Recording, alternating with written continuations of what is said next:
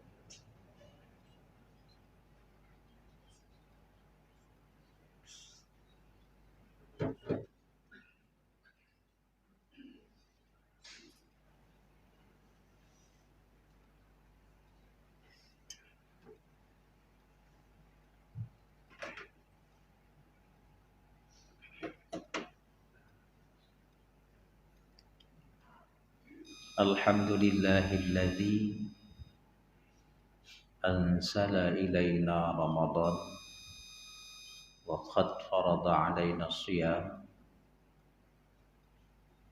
Wassalatu wassalamu ala sayyidina Muhammadin sayyidil arabi wal ajam wa ala alihi wa sahbihi a'immatil a'lam. Amma ba'd.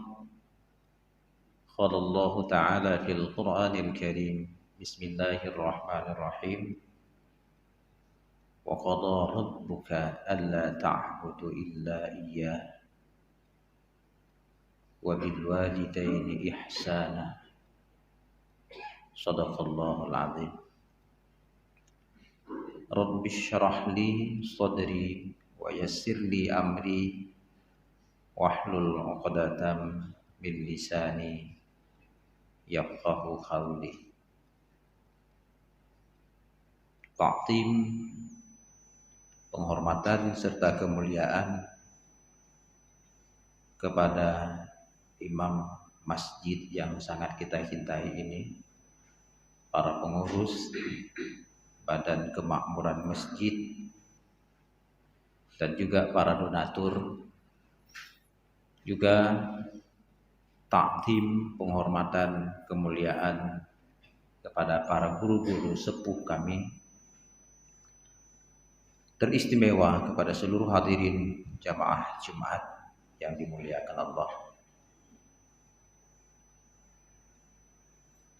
Dalam menghadapi Ramadan, ada 3 hal yang akan menjadi penentu kualitas daripada Ramadan kita. Yang pertama-tama adalah kita bertanya kepada pribadi, apakah kita hadapi Ramadan dengan niat yang kokoh atau dengan niat yang rapuh? Apakah kita menghadapi Ramadan sambil jalan karena ini kita ingat sebagai rutinitas tahunan, atau ini adalah merupakan sebuah kemuliaan daripada Allah Subhanahu wa taala? Maka kita melihat orang tua kita menyimpan satu kalimat motivasi, menyegot niat ngen kasat laut ngendarat, Tuhan yang jaga, Tuhan yang pelihara. Artinya apa? Salah satu di antara yang paling utama, niat. Karena kenapa? Innamal a'malu binniyat. Hadis Imam Al-Bukhari. Segala sesuatu itu tergantung oleh niat. Wa innama likulli mri'in ma nawa. Setiap pribadi itu yang menjadi penentu beliau itu niat.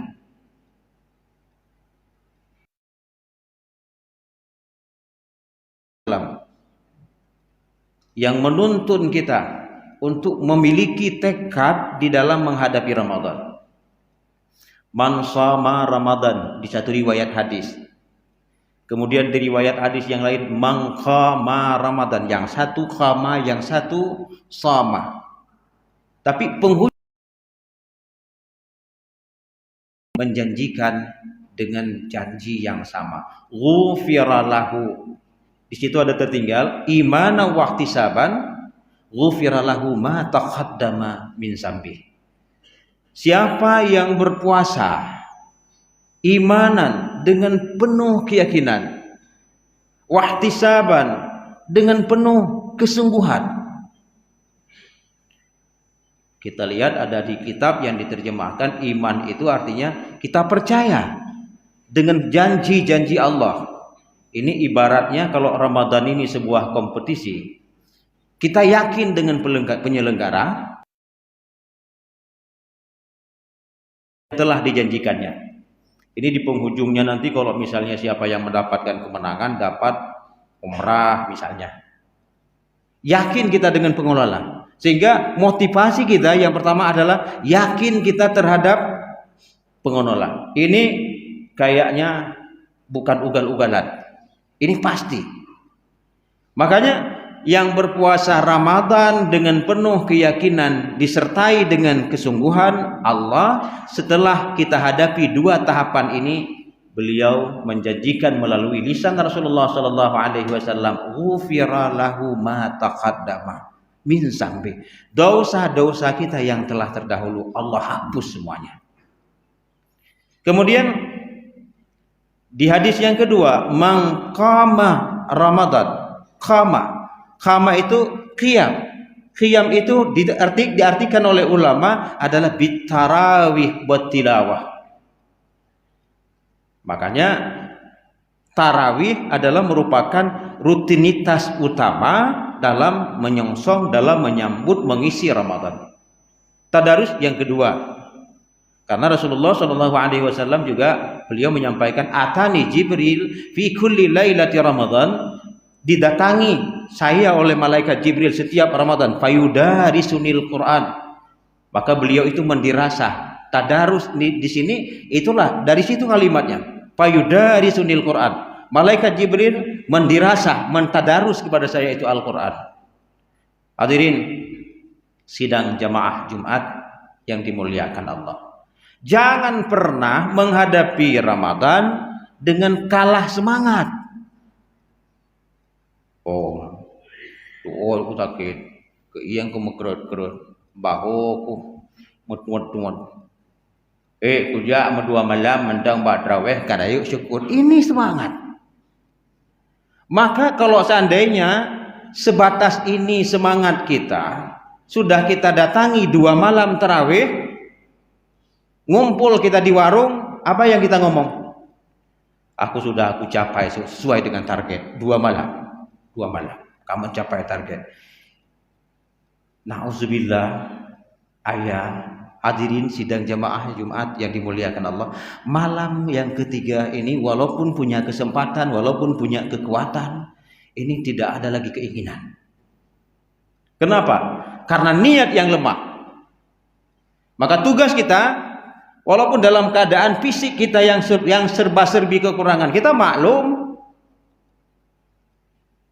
di penghujung usia kita sudah dalam keadaan sakit-sakitan. Tapi kalau tidak masa di penghujung, kapan lagi? Kapan lagi? Isyaratnya kalau misalnya orang main bola, peluit itu sudah dimasukin di mulutnya sang juri. Juri tinggal nengok-nengok jam. Ini berapa menit lagi. Tapi kita masih lalai. Kapan lagi? Kapan lagi? Makanya yang perlu kita sampaikan kepada Allah Subhanahu wa taala, ya Allah, tubuhku dalam keadaan lemah, tubuhku dalam keadaan sakit, tapi aku tidak yakin ya Allah kalau seandainya Ramadan tahun depan sampai aku bisa berada di dalamnya. Tidak yakin. Kenapa? Kita mengatakan kepada pribadi kita, ini adalah kesempatan terakhir, ini adalah Ramadan terakhir saya. Sehingga karena demikian ada rencana, ada minat, ada iktikad dari kita untuk berpacu, fastabiqul khairat, berpacu di kebaikan. Itu yang pertama. Kemudian yang kedua, pada saat kita akan menghadapi Ramadan, kita ingin mendapatkan hasil yang maksimal. Maksimal itu apa? Sesuai dengan ayat Syam, la'allakum tattaqun. Titel takwa adalah merupakan harapan setiap hamba. Nah, di situ ada beberapa hal yang kadang-kadang kita sedikit ketinggalan dan kejanggalan. Kenapa? Kita tidak pernah memperbaiki hubungan dengan guru-guru kita yang telah menanam jasa di kehidupan kita. Terutama guru yang menanamkan ilmu agama. Padahal kita sadar, kadang-kadang kita yang tidak jadi alim justru lebih banyak guru ketimbang daripada yang alim. Kadang-kadang orang alim ini dari kecilnya dia memang lurus, belajar ikra'nya ataupun kalau dulu-dulunya juz ammahnya di satu guru. Habis itu pindah ke Al-Quran, Quran Raya tanyakan, pindah ke Quran, dia masih di satu guru. Habis itu khatam Al-Quran, belajar Masailal Mubtadin, itu yang dulu-dulu, masih di satu guru. Pindah dia ke pondok, dari pondok pun dia lurus sampai selesai pondok. Kadang-kadang dia itu 3 guru, sampai jadi orang alim baru 3 guru dia. Tapi kita yang bandel-bandelan, nakal-nakalan, 3 malam kita belajar sama guru Al-Quran kita, juz ammah kita nyolong sandal dia. Pas dicari, didapatnya di kaki kita. Kalau gitu kerjaan kamu, besok malam jangan datang lagi. Satu balai. Ada saja. Ada yang kadang-kadang kita cabik, kita robek Al-Quran kawan, dibilang sama ustadz kita, guru kita, besok jangan datang lagi. Belum sampai tamat juz amma, kita sudah memiliki 5 orang guru. Semua dari mereka-mereka yang kita tinggalkan dalam keadaan kekesalan. Tapi tidak pernah kita mengunjungi mereka, tidak pernah kita ingat bahwa kita bersalah dengan mereka.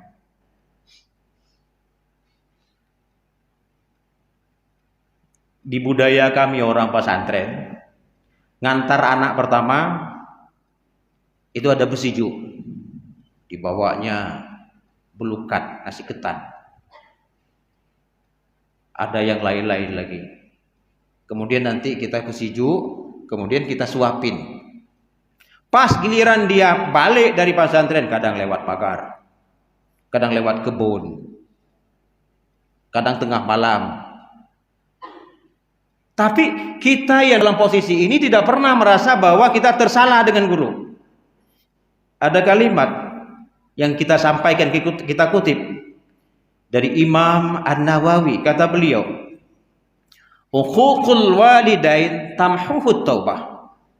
Durhaka kepada kedua orang tua ini bisa terhapus oleh karena taubat. Wa uququl lil ustazin la tamhuhu taubatu albattah.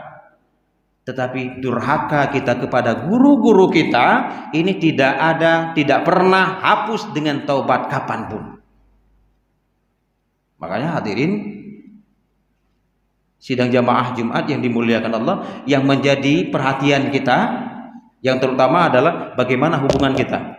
Minimalnya setidak-tidaknya kalau kita Ahlus Sunnah, yang kita sampaikan, yang kita berprinsip bahwa apa yang kita kirimin kepada orang yang kita tuju bukan cuma dari anak doang yang sampai, tapi dari orang-orang yang ingin menyampaikan kebaikan, insya Allah akan sampai kebaikannya. Makanya kita catat. Ini kita catat. Kenapa nggak sekalian di masyayikhina? Di masyayikhina itu semuanya tidak ngena. Tapi bagusnya bagaimana?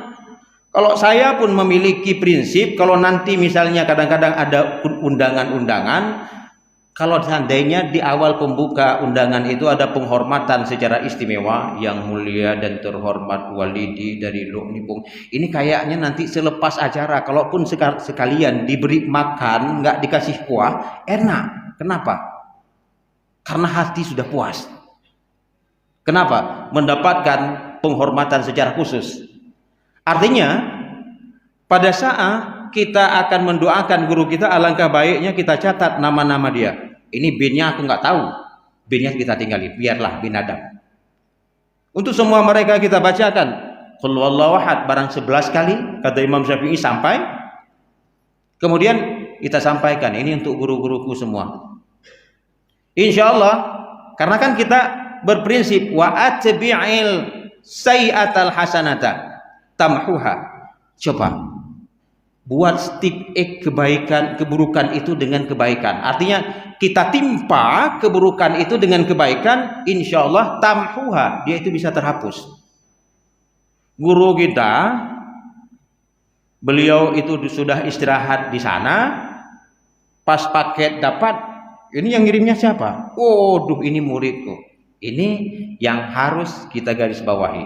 Artinya pada saat kita ingin mendapatkan kemuliaan daripada Allah Subhanahu wa taala melalui fasilitas Ramadan, perbaiki hubungan dengan guru-guru kita. Dan yang terakhir di poin yang pertama ini, kita mengutip ada kalimat yang disampaikan oleh Al-Habib Abdullah Al-Alawi, syai'in 'alal murid iza taghayyara qalbu syaikhu 'alaihi. Yang paling bahaya seorang murid itu kalau seandainya hati dan perasaan gurunya berubah kepada dia. Ini yang paling bahaya. Kita sadar semua guru walaupun bukan anaknya, keluarganya, tetangganya, warganya, ya tetap sayang kepada murid-muridnya. Tetapi maksud berubah di sini bagaimana? Berubah dari sayang kepada bencinya. Apa kata beliau? Seandainya ulama besar-besar timur dan barat duduk menasihati sang murid, yang namun nasihat-nasihat itu tidak bermakna. Ini Al-Habib Abdullah Al-Alawi Al-Haddad. Beliau arif billah. Ada orang yang mengatakan kutub. Artinya yang beliau sampaikan ini walaupun bukan hadis, ini adalah dasar kasyafnya beliau. Itu yang pertama. Kemudian yang kedua, yang harus kita perbaiki adalah bagaimana hubungan kita dengan orang tua. Kita sadar, ridha Allah kana fi ridhal walidain. Ridha Allah itu tergantung dengan ridha kedua orang tua. Baru-baru ini ada seorang sahabat saya meninggal ibunya. Beliau itu pelaku bisnis. Bisnisnya gede. Luar biasa. Bisnis ikan dari Aceh, Medan, Pekanbaru, Lampung, Malaysia. Tapi pada saat giliran ibunya sakit, pas kebetulan secara kebetulan Allah takdirkan, HP-nya itu diblokir kartu. 4 bulan ia biarkan HP-nya dalam keadaan terblokir kartunya. Maka pas kita telepon sedang tidak aktif. Saya bertanya kepada beliau pada saat takziah, kenapa tidak diaktifin? Mungkin itu satu hikmah daripada Allah untuk saya Walidi, biar saya punya kesempatan untuk mengurus ibu saya. Luar biasa. 4 bulan. Dan ibunya dalam keadaan sakit, yang nyamannya adalah tidur di dadanya beliau, di pangkuan beliau. Sampai akhir riwayat, ibunya meninggal di pangkuan beliau. Ini luar biasa. Nah, apa istimewanya beliau? Itu apa? Ini yang nampak, yang kasat mata. Beliau itu bukan kalangan pelajar. Hanya sedikit Allah titipkan harta. Tapi ulama-ulama banyak dekat dengan mereka, banyak dekat dengan dia, kemudian banyak ulama juga yang sayang kepada dia. Ini kenapa? Kita sadar kalau seandainya kita sudah disayangi oleh manusia, menandakan bahwa itu ibarat ataupun rambu-rambu tanda bahwa Allah sayang kepada kita. Dan ada kalimat yang sangat luar biasa. Saya pun sampai kaget. Pas mau pamit pulang, kata beliau, Walidi, apa kebaikan yang paling baik dari saya untuk ibu saya? Dia sempat berpikir, apa kebaikan? Karena kebaikan semuanya baik. Sehingga saya sampaikan kepada beliau, di dalam kitab Tanbihul Ghafilin itu ada satu kalimat yang disampaikan, yang di situ bukan kalimat hadis, memang dari kalimat salafus sholih, ayyakuna sholahan fi nafsih. Salah satu di antara kebaikan yang paling istimewa, yang paling mulia adalah sepeninggalan daripada ibu dan bapak kita, berubah kita menjadi lebih baik. Berubah kita menjadi lebih baik. Kalau kemarin-kemarinnya kita sholat, tapi waktu tidak terkontrol, coba kontrol waktu. Kalau kemarin-kemarinnya kita jarang bersedekah, hari ini sedekahkan, kita niatkan dengan orang tua kita. Karena kenapa? Rasulullah SAW pernah mempertanyakan, kenapa si anak pada gilirannya ia bersedekah tidak bersedekah atas nama orang tuanya? Karena kenapa? Karena kalau seandainya ia bersedekah atas nama orang tuanya dapat, dia dapat. Tapi kalau seandainya dia bersedekah atas nama pribadinya, ia dapat, orang tuanya dengi.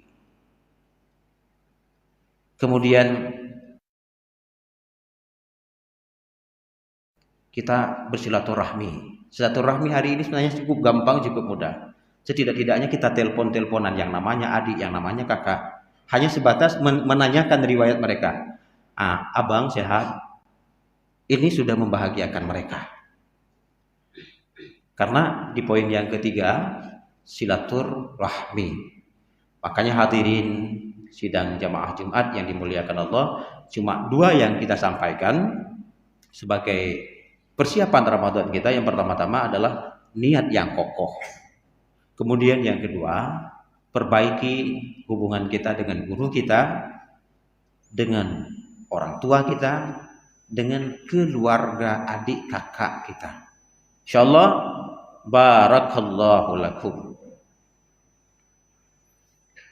الحمد لله رب العالمين، والصلاة والسلام على سيدنا محمد أشرف الأنبياء والمرسلين. أما بعد، فيا عباد الله، أوصيكم وإياي بتقوى الله، فقد فاز المتقون. أعوذ بالله من الشيطان الرجيم. بسم الله الرحمن الرحيم. قل هو الله أحد الله الصمد لم يلد ولم يولد ولم يكن له كفوا أحد.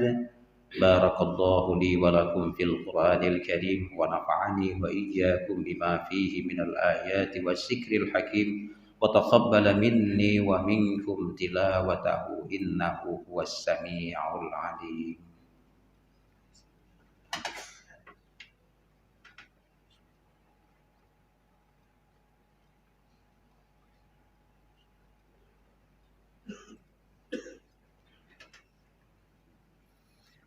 الحمد لله الذي هدانا لهذا، وما كنا لنهتدي لولا أن هدانا الله. أشهد أن لا إله إلا الله، وأشهد أن محمدا عبده ورسوله. اللهم صل على سيدنا محمد خير خلق الله، وعلى آله وصحبه ومن والاه. أما بعد، فيا عباد الله، أوصيكم وإياي بتقوى الله، فقد فاز المتقون. اللهم اغفر للمسلمين والمسلمات والمؤمنين والمؤمنات الأحياء منهم والأموات، وتابع بيننا وبينهم بالخيرات. رب اغفر وارحم وأنت خير الراحمين، ولذكر الله أكبر والله يعلم ما تصنعون.